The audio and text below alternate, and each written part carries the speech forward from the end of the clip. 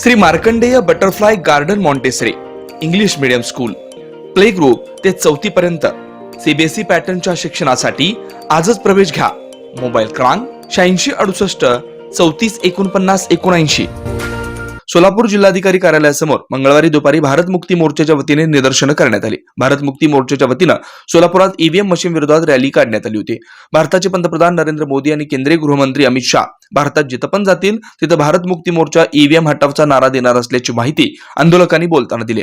8 October 13 ला supreme कोर्टानं असं सांगितलं की ईव्हीएम वरती निवडणुका पारदर्शक होऊ शकत नाहीत. याचा अर्थ 4चं आणि 9चं सरकार मशीनमध्ये घोटाळा करूनच झालं. 13च्या ऑर्डरमध्ये कोर्टानं असं सांगितलं की व्हीव्हीपॅट मशीन तुम्ही भारतभर लावा.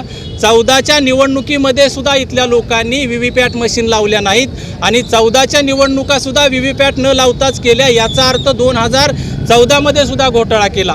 त्याच्यानंतर भारत मुक्ती मोर्चाचे राष्ट्रीय अध्यक्ष वामन मेश्राम साहेब सुप्रीम कोर्टामध्ये गेले आणि त्यांच्या केसमध्ये सुप्रीम कोर्टानं सांगितलं की तुम्ही भारतभर व्हीव्हीपॅट मशीन लावा. आणि 19च्या निवडणुकीमध्ये भारतभर व्हीव्हीपॅट मशीन लावल्या, परंतु निवडणूक आयोगानं पुन्हा एक बदमाशी केली की त्यांनी त्या व्हीव्हीपॅट न मोजण्याचा कायदा बनवला. मग त्या व्हीव्हीपॅट मशीन लावून काय उपयोग आहे की त्यातल्या चिठ्ठ्या जर मोजल्या जात नसतील. याचा अर्थ ईव्हीएम मशीनमधला घोटाळा आज सुद्धा होत आहे.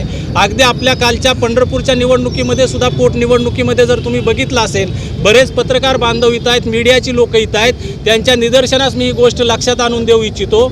तर ईव्हीएम मशीन बंद झाली पाहिजे आणि बॅलेट पेपर आला पाहिजे. म्हणून भारत मुक्ती मोर्चाचं जे आंदोलन आहे त्याच्यामध्ये सर्व लोकांनी, जाती धर्माच्या पंथाच्या लोकांनी, समाजकार्यामध्ये समाजसेवक असणाऱ्या लोकांनी, वेगवेगळ्या प्रादेशिक पार्टीचं काम करणाऱ्या सगळ्या लोकांनी याच्यामध्ये सहभागी व्हावं अशी विनंती करतोय.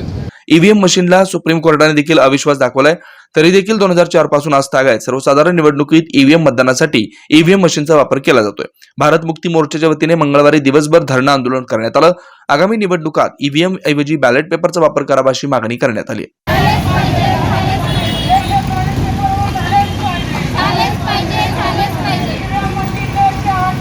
देश का सत्यानाश